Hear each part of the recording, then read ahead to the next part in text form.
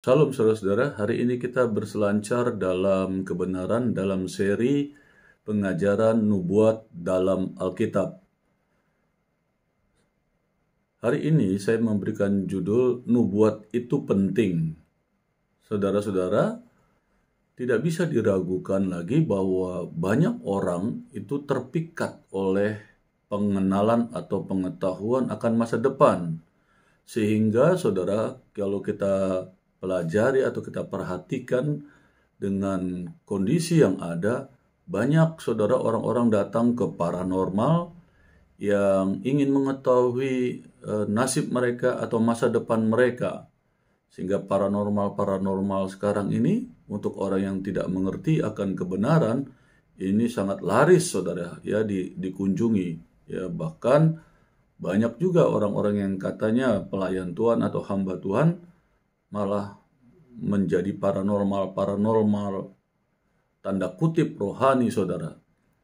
Atau saudara kita bisa mendengar atau melihat koran-koran dalam bentuk tabloid saudara, kira-kira tahun 2000-an itu ramai sekali saudara menuliskan atau memberitakan tentang horoskop, tentang nasib, tentang perjodohan, dan sebagainya saudara. Bahkan judi-judi pada waktu itu juga sering orang melihatnya di tabloid ya saudara, pada tahun 2000-an itu paling larisnya itu saudara.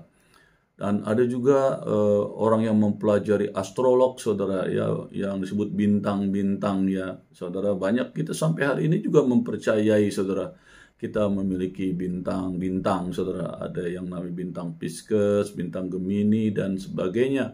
Dan kita mempelajari bintang yang kita ketahui itu. Kalau kita bintang Gemini, apa karakter seorang yang memiliki bintang Gemini? Kita mempelajari dan sehingga kita merasa yakin bahwa kita seperti apa yang dituliskan oleh astrolog-astrolog itu saudara. Nah, inilah orang-orang yang mencari nafkah dengan memanfaatkan minat dari dasar manusia tentang masa depan ya, atau pada masa depan yang akan ingin diketahui oleh manusia saudara. Namun apakah minat ini merupakan satu-satunya keuntungan ya saudara untuk mempelajari nubuat Alkitab? Apakah nubuat diberikan hanya untuk memuaskan keingintahuan kita tentang tanda-tanda zaman dan akhir dunia? Saudara, nah saudara, dalam sesi ini ya secara singkat saya akan menjelaskan mengapa pentingnya untuk kita memahami nubuatan-nubuatan dalam Alkitab.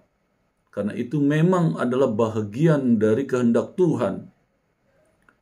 Ya, nubuat itu merupakan wahyu ilahi, saudara. Seperti yang kita sudah ketahui, 27% Alkitab adalah nubuat. Dan dari kitab-kitab Alkitab itu 20% adalah nubuat murni, saudara. Sebagai contoh, kitab-kitab yang kita ketahui adalah kitab-kitab yang cukup panjang, seperti kitab Yesaya, itu banyak berisi nubuatan-nubuatan, saudara. Khususnya tentang kelahiran Tuhan Yesus sampai dia mati, bahkan sampai dia bangkit, saudara. Ya, itu kitab Yesaya, kitab Yehezkiel, kitab Daniel, kitab Zakaria, dan saudara, kitab Wahyu pun saudara hampir ya saudara, ini seluruh isinya bersifat nubuatan. Fakta-fakta ini saudara merupakan pembenaran bahwa aspek wahyu Tuhan itu saudara harus dipelajari dengan serius. Jadi sebabnya hari ini saya memberikan sedikit penjelasan dengan teratur ke depannya supaya saudara mengerti tentang nubuatan-nubuatan di dalam Alkitab ini, saudara. Supaya kita merasa yakin bahwa Alkitab itu penuh dengan nubuatan-nubuatan. Ada nubuatan yang telah digenapi, ada nubuatan yang sedang berjalan, yang sedang kita rindukan terjadi gitu ya, saudara. Bahkan nubuatan akhir zaman ya di dalam kitab Wahyu ya, di mana saudara, kalau saudara mau mengetahuinya, di konten saya tentang kitab Wahyu ada seri kitab Wahyu, saudara ya. Saudara bisa melihat itu bagaimana kitab Wahyu ya, perikop per perikop saya jelaskan. Ayo saudara, dari fakta ini atau dari perspektif tentang nubuatan-nubuatan dalam Alkitab ini, saudara, kita melihat dari perspektif yang lain. Siapa yang mau mempelajari sejarah bangsanya dan mengabaikan 27% keadaan dari bangsanya, kita abaikan contoh dari sekian pulau kita tidak anggap, dari 27 provinsi, sekarang sudah lebih dari 30 provinsi, 34 provinsi, saudara. Kita tidak anggap 27%-nya gitu, beberapa provinsi. Siapa yang akan berani menyebut dirinya seorang dokter bila ia tidak mengerti 27% dari kondisi struktur tubuh manusia, saudara? Ya, seperti tadi saya jelaskan, kita tahu negara dari 34 provinsi, kita hanya mengerti 73% saja tentang negara ini. Kayaknya sayang sekali kita sebagai warga negara tidak tahu provinsi-provinsi yang ada di negara kita ini, saudara. Seperti itu, saudara, pengertian dari Alkitab yang di dalamnya ada nubuatan-nubuatan. 27% Alkitab itu adalah nubuat, saudara. Makanya kalau kita, saudara, mendengar ada pengajaran-pengajaran atau hamba-hamba Tuhan mengajarkan prinsip-prinsip nubuatan, itu memang bagian dari Alkitab yang diajarkan kepada saudara atau orang ini. Memang juga hamba Tuhan ini sedang memberikan pengertian seperti saya juga tentang 27% Alkitab ini adalah nubuat, dan menjelaskan betapa pentingnya nubuatan-nubuatan itu kita pelajari, saudara. Ini yang saudara harus mengerti, saudara. Nah, saudara, seterusnya dikatakan begini. Demikian juga kalau kita menyebut diri kita pengikut-pengikut Yesus Kristus, penting bagi kita untuk memahami setidaknya dasar-dasar dari nubuatan Alkitab.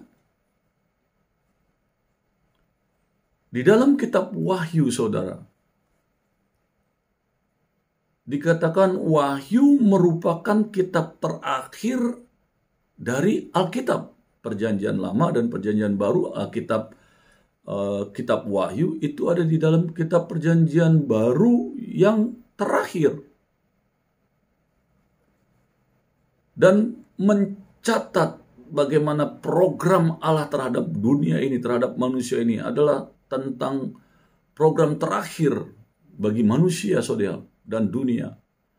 Bila orang yang berpikir tentang nubuat Alkitab, kitab pertama yang akan dipikirkan kita, khususnya orang Kristen, ya saudara, adalah kitab Wahyu.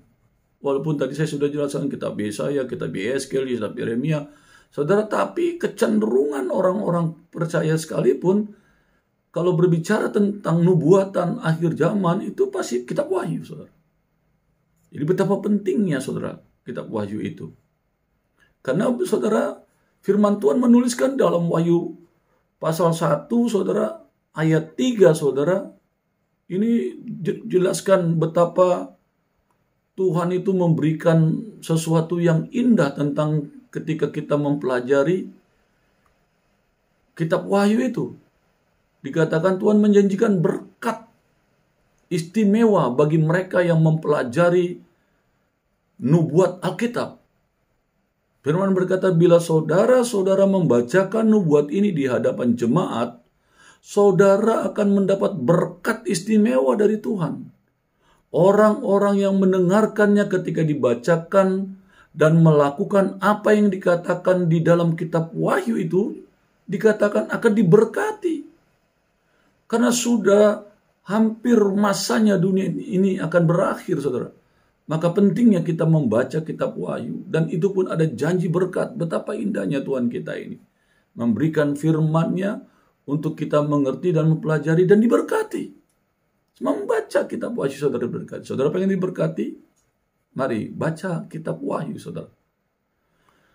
Wahyu merupakan satu-satunya kitab ya dalam Alkitab yang berisi janji spesifik dan unik, saudara, tentang akhir zaman atau tentang akhir dari kehidupan atau kehidupan dari dunia ini, saudara.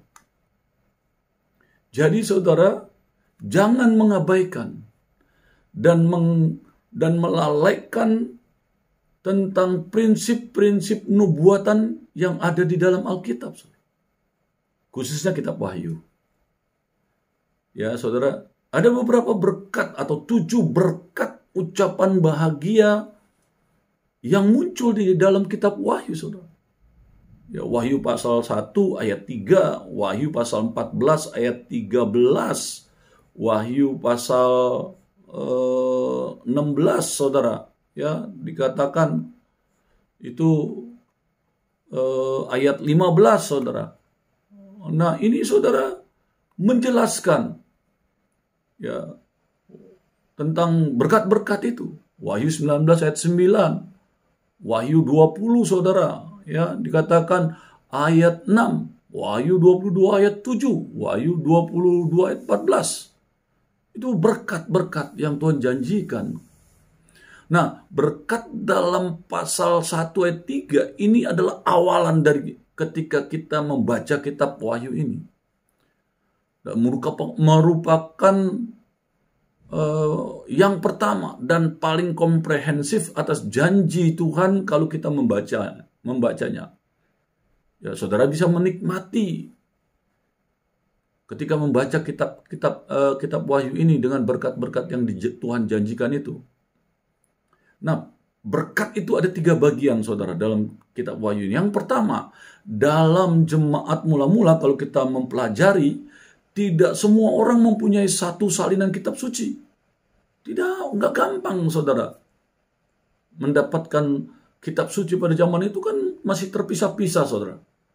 Pada zaman awal-awal murid-murid memberitakan kabar baik ya ke berbagai wilayah dan negara, saudara. Pada waktu tulisan-tulisan itu masih terpecah-pecah, ada di beberapa gereja di wilayah-wilayah yang ada di Afrika, ada di Asia, dan di berbagai gereja-gereja yang ada di Eropa, saudara. Itu masih seperti itu, sehingga tidak mudah memiliki kitab-kitab yang apalagi yang sudah dikanonisasi. Wah, saudara, tahun 297, saudara, baru kanonisasi awal tentang Alkitab, saudara. Jadi sebelum itu, saudara, wah, saudara, orang-orang percaya belum menikmati, nggak mudah menikmati Alkitab. Apalagi itu pun hanya dibacakan, saudara. Bisa mendengar saja firman Tuhan yang dibacakan sudah berbahagia, saudara. Itu yang terjadi pada zaman itu, saudara. Jadi seseorang akan membacakannya pada zaman itu kalau lagi di depan jemaat dengan keras-keras kepada umat.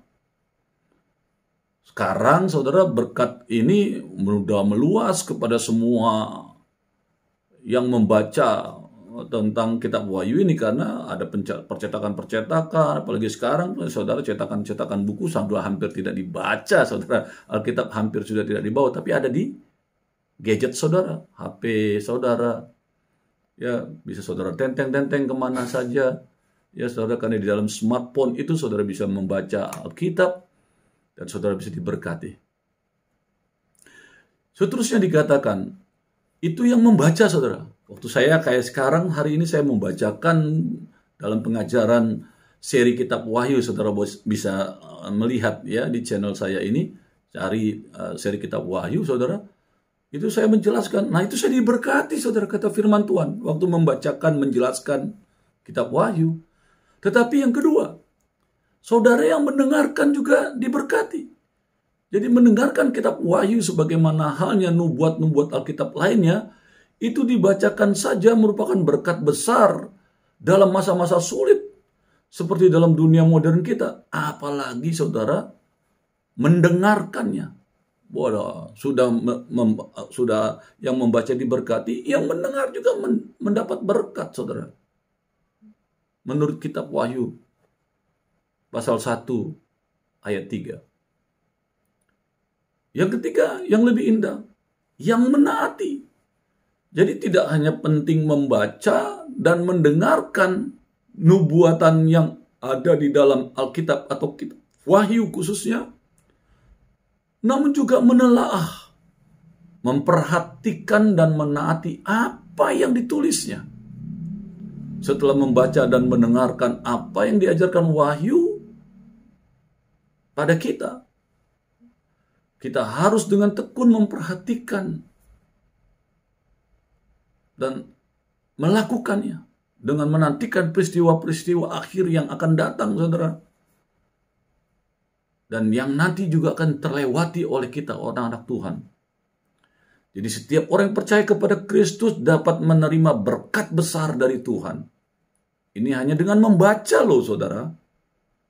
Jadi kalau membaca saja saudara diberkati, saudara tinggal duduk membaca dengan HP saudara, terus saudara tidak melakukannya. Betapa menyedihkan sekali. Sekarang begitu mudah untuk saudara membaca Alkitab.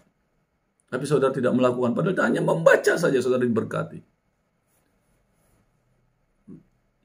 Mendengarkan dan memperhatikan hal-hal yang dituliskan dalam kitab Wahyu dan kitab-kitab lain yang mengungkapkan berakhirnya sejarah manusia, saudara. Wah, saudara, ini betapa indahnya. Saudara, di dalam keseluruhan Alkitab yang kita baca, khususnya 27% tentang nubuat-nubuat, itu sebenarnya berbicara subjeknya dari kitab nubuatan ini adalah Yesus Kristus, saudara. Pokok pembahasan, inti dari penjelasan seluruh nubuatan-nubuat itu berbicara tentang Kristus. Para teolog sering menyatakan bahwa Yesus adalah pusat teologi, karena semua tujuan besar Tuhan bergantung pada pribadi dan karya Kristus. Apa yang benar menurut para teolog-teolog, saudara, secara umum, secara khusus, ya saudara, di dalam pengajaran tentang eskatologi ini, saudara, tentang akhir zaman ini ada cabang dari bagian teologi ya, saudara ya, tentang kematian, tentang kebangkitan, tentang penghakiman, tentang imoralitas pada akhir zaman ini, so moralnya sudah nggak karu-karuan dan seterusnya, atau tentang nubuat Alkitab, saudara. Di Wahyu 19 ayat 10 mengatakan tujuan segala nubuat dan segala hal yang telah dinyatakan kepadamu ialah memberitakan Yesus. Jadi saya ini, saudara, membuat channel seni menulis isi hati Tuhan ini, ya semata-mata memberitakan tentang Yesus. Baik dari kitab Kejadian sampai kitab Wahyu, itu subjek aslinya adalah, atau utama yang dari pemberitaan itu adalah ujungnya atau intinya adalah tentang Kristus. Untuk apa? Untuk menyelamatkan saudara, membawa kita kembali kepada kekekalan. Karena kita yang tadinya, manusia yang tadinya hidup dalam kekekalan, ketika Adam dan Hawa diciptakan, ditaruh di Taman Eden, hidup dalam kekekalan. Tidak diatur oleh waktu karena mereka belum mengenal dosa. Jadi begitu mereka berdosa, melanggar perintah Tuhan, mendengarkan suara si ular, maka mereka dikeluarkan dari Taman Eden dan dihitung kehidupan mereka dalam dunia. Batas manusia. Sehingga kita, saudara dan saya, yang disebut manusia, pasti mati. Tetapi oleh karena kasihnya, kata Yohanes 3 ayat 16, karena begitu besar kasih Allah akan dunia ini, sehingga ia mengaruniakan anak yang tunggal, supaya barang siapa yang percaya kepadanya tidak binasa, melainkan beroleh hidup yang kekal. Makanya rancangan ini Tuhan buat mulai dari kitab Kejadian, seterusnya sampai kitab Wahyu, untuk saudara dan saya mempelajari dengan baik, dan sehingga kita boleh menanti-nantikan kedatangannya yang terakhir untuk membawa kita ke dalam kekekalan. Ini yang saudara harus mengerti. Jadi nubuat Alkitab bermula dan berakhir dalam pribadi dan karya Sang Juru Selamat, yaitu Yesus Kristus. Nubuat yang pertama-tama saudara dalam Alkitab tentang Yesus atau tentang Juru Selamat ini adalah Kejadian 3 ayat 15. Adalah tentang kedatangan Sang Penyelamat yang dikatakan akan meremukkan kepala ular. Kalau saudara nonton The Passion of Christ, di situ dilihat bahwa kaki Tuhan Yesus menginjak kepala ular, saudara. Nah, itu sudah dinubuatkan di dalam Kejadian 3 ayat 15 bahwa dia akan menginjak kepala si ular iblis itu dengan tumitnya, dengan kakinya, saudara. Karena dia akan meremukkan kepala ular. Nah, nubuat kuno, ya, Henok yang dicatat dalam Yudas 1 ayat 14-15 itu dikatakan meramalkan penghakiman air bah serta memperlihatkan terlebih dalam dahulu kedatangan Kristus kedua kali, saudara. Ini yang dijelaskan di dalam Yudas 1 ayat 14-15 ini, saudara. Penting. Ya, saudara, kita mengerti ini, saudara. Saya bacakan ayatnya ya, saudara, di dalam Alkitab. Yudas pasal 1 ayat yang 14 dan 15. Juga tentang mereka, Henok, keturunan ketujuh dari Adam, telah bernubuat. Itu, saudara. Katanya, sesungguhnya Tuhan datang dengan beribu-ribu orang kudusnya, hendak menghakimi semua orang dan menjatuhkan hukuman atas orang-orang fasik karena semua perbuatan fasik yang mereka lakukan dan karena semua kata-kata nista yang diucapkan orang-orang berdosa yang fasik itu terhadap Tuhan. Jadi, saudara, di akhir zaman itu dikatakan orang-orang atau hari-hari ini, saudara, kan mereka itu orang-orang yang menggerutuh, mengeluh tentang nasibnya, tentang hidupnya, dan hidup menuruti hawa nafsunya. Tetapi mulut mereka mengeluarkan perkataan-perkataan yang bukan-bukan. Dan mereka menjilat orang untuk mendapatkan keuntungan. Ini hari-hari terakhir manusia seperti ini. Karena firman sudah menubuatkan ini, saudara. Ini harus kita mengerti dengan baik ya, saudara ya. Seterusnya, saudara, saya akan menjelaskan tentang nubuatan-nubuatan di dalam Alkitab, bagaimana Kristus, saudara, dinubuatkan ya di dalam Kejadian 3 ayat 15 dengan benih yang akan datang dari perempuan yang akan meremukkan kepala ular. Di dalam Kejadian 49 ayat 10 dikatakan Silo, dia yang berhak atasnya.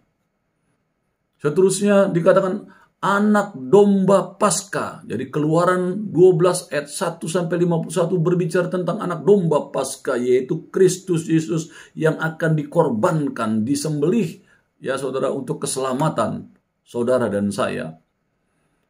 Atau dikatakan bintang dari Yakub. Ini berbicara tentang nubuatan Kristus di dalam Bilangan 24 ayat 17. Yesus disebut imam besar agung, saudara. Mazmur 110 ya, kalau Harun disebut imam besar, Kristus itu imam besar agung, saudara. Di dalam Ulangan 18 ayat 18 dia disebut nabi. Di dalam 2 Samuel 7 ayat 11-16 dia disebut raja. Penasehat ajaib, Allah yang perkasa, Bapa yang kekal, Raja damai. Yesaya 9 ayat 5. Itu dasar ayatnya. Dia juga disebut Raja kebenaran. Di dalam Yesaya 32 ayat 1. Tetapi dia juga dinyatakan dia adalah hambaku. Yesaya 53 ayat 2. Di dalam Yesaya 53 ayat 3 dikatakan dia adalah manusia yang menderita. Mesias itu akan menderita, saudara. Bahkan dikatakan batu yang menimpa, gunung batu yang menutupi. Ya, Kristus itu seperti itu, saudara. Dan juga dia disebut anak manusia di dalam Daniel 7 ayat 13. Di dalam Daniel 9 ayat 25-26 dia dikatakan dia yang diurapi. Sang anak yang akan menguasai dunia, saudara. Mazmur pasal 2. Bahkan Zakaria 13 ayat 7 mengatakan gembalaku sekutuku. Tuhan atas bait suci. Jadi Yesus Kristus adalah Tuhan atas bait suci. Jadi bait suci dia adalah segalanya. Bait suci bukan segalanya. Kalau saudara baca di Wahyu pasal 20, Yesus berbicara, bernubuat kepada murid-muridnya. Karena murid-muridnya bilang, "Guru, ini bait Allah begitu dahsyat dan luar biasa." Tuhan katakan, "Apa yang kamu lihat ini akan diruntuhkan habis, saudara." Dia perkatakan kepada murid-muridnya. Saudara tahu terjadi? 40 tahun kemudian, tahun 70, Titus menghancurkan bait Allah. Itu nubuatan di kitab Matius pasal 24 ayat 1 toh. Dan terjadi. Anak manusia bernubuat terhadap Yerusalem dan bait Allah. Hancur lebur. Sehingga sekarang Yerusalem sudah tinggal nama saja sebenarnya, tapi kota yang sesungguhnya sudah musnah, dihancur leburkan oleh Titus dengan tentaranya, saudara. Dan sehingga kita dalam penantian Yerusalem yang baru ini, saudara, ya. Terus dia dikatakan dia adalah yang diurapi, ya saudara, di dalam Daniel 9 ayat 25 sampai 26. Di dalam Mazmur 2 dikatakan sang anak yang akan menguasai dunia. Ya saudara, itu luar biasanya. Kebangkitan dan hidup, Yohanes 11, saudara. Atau juru selamat yang mulia. Dan dia bangkit, saudara. Sebab firman Allah mengatakan, kalau Yesus mati dan tidak bangkit, maka sia-sialah pemberitaan kami. Pemberitaan saudara dan saya. Memberitakan tentang dia, kita sia-sia. Tetapi dia bangkit, kita bersuka cita. Karena nubuatan itu terjadi. Dia hidup. Sebab dia hidup ada hari esok. Jadi kebangkitan dan hidup Yohanes 11 itu menjadikan kekuatan iman kita untuk memberitakan nama dia. Seperti saya sekarang ini sedang memberitakan nama di dalam channel saya seni menulis isi hati Tuhan. Ini adalah berbicara tentang memberitakan dia. Untuk saudara dan saya bisa menerima dia. Untuk saudara yang belum mengenal dia, dapat mengenal dia. Untuk saudara yang belum mengerti tentang Kristus, saudara boleh belajar dari channel ini. Banyak saudara, di dalam kitab Matius pasal 1 sampai pasal akhir 28, saya sudah mengajarkan ini saudara. Ya, perikop demi perikop. Jadi ada orang yang ingin mengenal Kristus, saudara, ya, yang bertanya, silakan cek channel saya, saudara, ya. Di kitab Matius itu, saudara bisa belajar tentang kelahiran Kristus Yesus dan seterusnya sampai dia naik ke surga. Jadi saudara, juru selamat itu dikatakan di dalam nubuatan Wahyu pasal 1 ayat 9 sampai 19, dia adalah juru selamat yang mulia dan bangkit. Dia juga dikatakan Tuhan atas jemaat. Ya, saudara lihat Wahyu pasal 2 dan pasal 3 itu ada 7 jemaat. Dia adalah Tuhan, dia yang memegang ketujuh jemaat itu yang ada.